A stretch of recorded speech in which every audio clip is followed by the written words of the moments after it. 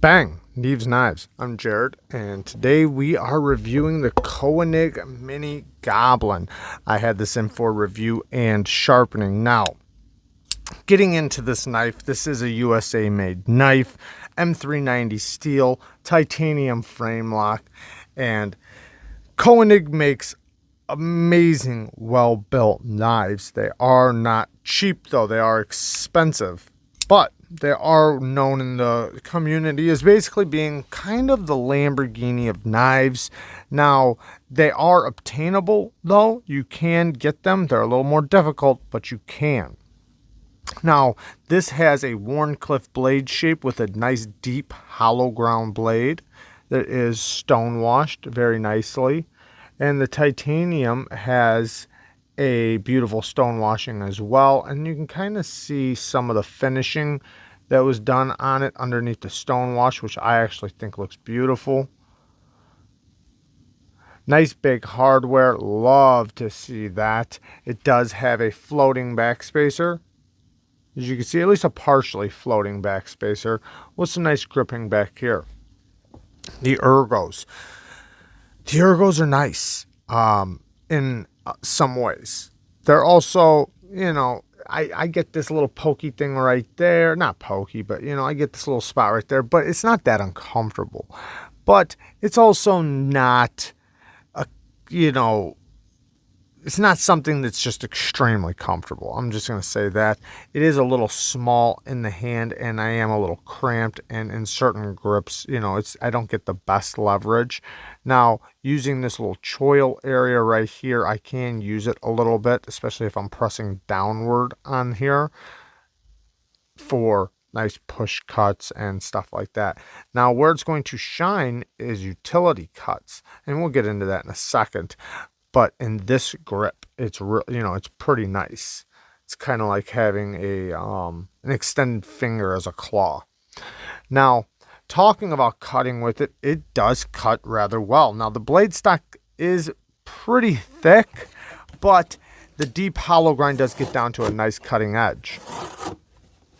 Even after sharpening, it's still around 15 to 18 thousandths behind the edge. So that's very, very nice.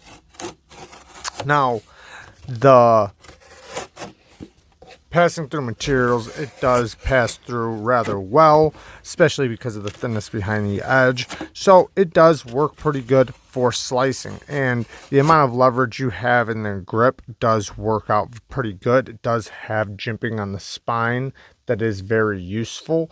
It's not very far up the blade, but as long as you stay back on the blade, it does work. And like I said, it does pass through materials pretty good. Now, where it does shine is the utility cuts. A nice acute tip. Now, you are going to have to be careful with this tip, and I'll go more into that here as we move along, but it is a precision guided tip. This is a utility cutting beast, and it cuts extremely, extremely well. You have to be careful not to round it off through your utility cuts, but boy, does it work. So doing utility cuts in any way, shape, or form, it will shine.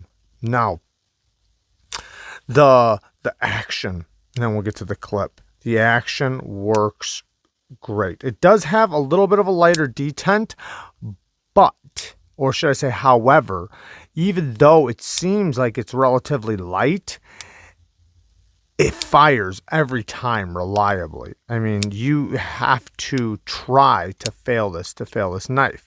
It does have a very minimal flipper tab, but the leverage you get from it it's different. It's unique. You can feel it when you flip it that it's unique. There's just something about it that when you're flipping it, you kind of feel like it's you almost feel like it's not going to work, but it winds up working very well. It is higher than the pivot, as you can see, the point of contact with your finger, and it is jimped well, but since it's so tiny, you don't expect it to just kick out the way it does, because the detent is light, but because it rolls on the ceramic bearings that it does with the ceramic detent ball, it works extremely, extremely well. So it does have a nice landing pad as well. So you can push button it, but it's more built for the light switch or the in-between, where you're kind of doing in the middle, like between a push button and a light switch at the same time. Now, when you unlock it, the lock bar, plenty of access to the lock bar, and it is jimped very nicely. It feels very comfortable on the hand, and it's always past the detent because the detent is very early, as you can see. So it's always past the detent ball, which is very nice. The drop on it, very smooth. It is a false shut action, and this thing is tightened up all the way. I mean, it's not like a free-falling false shut action, but once it goes all the way. Nice and centered. I can also reverse flick this because the lock bar is very, very light. It's very easy to disengage it. When you do disengage, you don't even expect it to be as light as it is. So it's very, very easy to disengage this knife. So since that's the case, when you go to reverse flick it, the detent isn't very strong, so it's very easy to reverse flick it like that. I just put my finger on the side of the blade, put a little pressure, and bam, it pops out. A regular stop pin, as you can see right there. So it has a regular stop pin. The regular stop pin is a decent size, and you see how it has a shouldered lockup. Now, getting into the clip. The clip, it works great, but quite a bit does hang out, but it does work. Now, the problem I have with it is there's not very much clip hanging on to this knife, so it feels like you have a little clip on a big knife when you put it in your pocket. It's just the way it feels. You have quite a bit hanging out of your pocket, and it feels rather small, but it does work in and out of the pocket very well. So no problems on the way it goes in and out of the pocket. In that part, it works great. Now, sharpening it. I'm going to get into sharpening, and then we'll get into the bad things. So I did sharpen this thing up. Now, the Koenig does have a beautiful Wharncliffe blade shape. It does have a slow taper that goes from the spine all the way down to the tip. Beautifully done. It does not have a perfectly flat edge, though. It does look perfectly flat, but it actually has, it's flat from here to here, and then from here to here, it has a little tiny bit of belly, which is pretty cool because it does give you a little bit for better cutting, possibly a little bit for better slicing, but then it also lifts the tip up just a little bit for utility cuts. So very nicely done, and I don't mind it having that little tiny bit of belly that you can hardly tell. I actually didn't know, and I had to get a hold of other people that had Koenig mini goblins and ask them to lay it down on a flat surface so I knew whether or not to resharpen it back to perfectly flat, or follow it the way it was, because but when it came with already a sharpened edge, so I wasn't sure if it was sharpened that way or if it came from the factory with a little bit of belly, and it wound up that it did come from the factory with a little bit of belly. I did start with a low grit venev diamond stone. I did sharpen on venev diamond stones. Now, when I first sharpened it, it did come with a little bit of a beat up edge. Now, it had been sharpened, I don't know how many times, but the choil area, or should I say the plunge grind, was hit a little bit. Now, that's something you couldn't really avoid because of how the plunge grind is. Now, you notice right here how I have kind of the same issue, because the plunge grind is right there. Now, it's probably been sharpened quite a bit, so me removing the steel required to put a new fresh edge on it, it was gonna be susceptible to a little smile back there, which not a bad one, but it is one nevertheless. Now, that does wind up taking some of the finger choil out the more you sharpen it, and eventually it's going to need a new sharpening choil added, or this just increased, which can be done, Just this basically enlarged a little bit to give it a new choil. But putting it on the stone, the steel felt very good. It felt very, the heat treat felt good. It did sharpen up very nicely. It went through the grits very nicely. No problems with any of that. But the grind is a little off from one side to the other. You can see it down here in this heel right here. You can see how that is a little thinner right there, and from one side to the other it is a little off. Now I did double check it on a fixed angled system to make sure, and it was actually a lot worse than I thought. Some parts of the edge was very thin, some parts were a little thicker, so I put it back freehanding after I'd already checked it on the fixed angled system, and I tried to get it out as much as possible freehanding, so I did match it up fairly well. And the edge came out very, very, very sharp. So no complaints on the steel. The tip is very petite and dainty though, so you do have to be careful with it, especially with this angle. And this is not a laid back angle. I mean, it's probably about 18 degrees, maybe 20 degrees. But it did come out very, very nicely, and it's very, very sharp. Just to give you an example of how sharp it is incredibly sharp.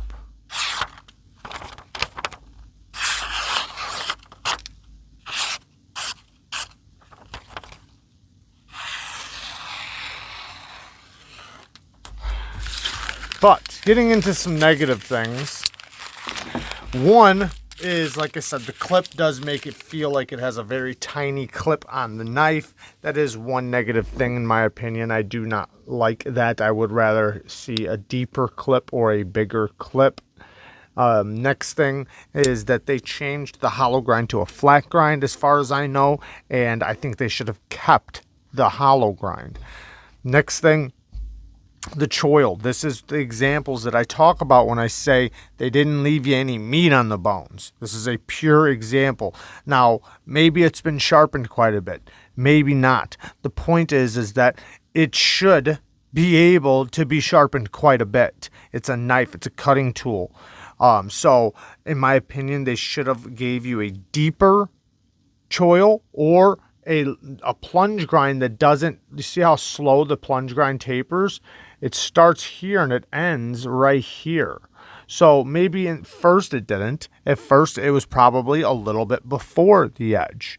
But after sharpening it and putting a couple edges on it, it took that steel away. And now it's to the plunge grind. So now you're going to get this. You're going to get it where it's hitting the plunge grind. There's no way around it if you want to get your edge all the way. So, I would rather see a better plunge grind, especially on such an expensive knife. Now, granted, it didn't come like that. That's after much sharpening that the knife should be able to take. So I just want to say I do believe with the flat ground version that they did address the plunge grind. So in the pictures that I see of some of the newer ones, the plunge grind does look like it's done in a way that sharpening wouldn't have affected it at this point. That the plunge grind does drop down a lot faster and it is farther away from the cutting edge. So I just wanted to make sure I said that about the new flat grind versions. I haven't tried it. I haven't tested it. It's just what I see from some pictures. It appears that way. Next thing. One thing, let me just go to the most significant thing. The most significant issue, which I did notice that it had and didn't have at times. Now, when it first came, I checked it for lockup. Very solid side to side, and it felt very solid, towards the lock. But I noticed when I did put quite a bit of pressure, I did get a little bit of lock rock. Just a little tiny bit. It never failed or anything like that. And it was very subtle. Now, like I said, this lock bar is very easy to disengage. I mean, it's super easy. You see, just by me putting pressure, that's just me putting straight pressure down. You can see how it starts to move. So when I'm not touching it and I'm going like this, if I put quite a bit of pressure on the spine, I can feel it, a tiny bit of budging. Now, I checked the pivot right away. So the pivot was loose, tightened it up. It seemed like it went away. I noticed it went away, and then it was like, oh, it's not even a big deal. It was just because it was loose. But I've checked it a couple times. Sometimes I feel it, sometimes I don't. It's very subtle and very small. So I'm guessing that at times when it locks up, at times you can get a little bit of lock rock out of it, and sometimes it's fine. Now, I guarantee sending it to Koenig, I don't know what they would do, but I guarantee they'd fix it. I have no doubt in my mind that they wouldn't fix it. And in a lot of ways, it doesn't even need to be fixed. It most likely, just using it and flipping it, it could possibly just go away. And like I said, it's so small, and it does take quite a bit of effort to, you can see it right there. Anyways, it's very small. But the next thing that I think is bad is that when you're holding it. Now, this is kind of, I'm kind of on the fence about even bitching about this because I like good access to a lock bar. Now, this has great access to the lock bar, but when you're grabbing it, if you torque a little bit this way while gripping, this knife can fold. And I've shown this before with other knives, but like just me pinching right here. Now, usually with a frame lock, when you're squeezing, you're actually making it stronger. So when I'm squeezing, it's very, very strong. I have no doubt that it'll be just fine. But what I'm talking about is torquing. So if I'm torquing on the handle and my hand's going like this and I'm pulling out of a cut, pushing into a cut, I have no doubt that this thing's not perfectly fine.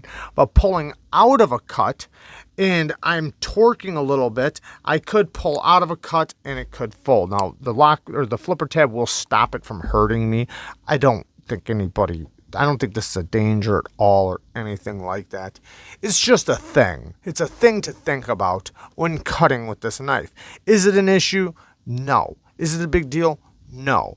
It's just something to be cognitive of when using this knife in harder use, type tasks or whatever. So not a big deal at all. All in all, though, I think this is an incredible knife. I think it's incredibly well built. The action is amazing, and it really shows you how far we've come in knife making and what is possible, because it's very, very good.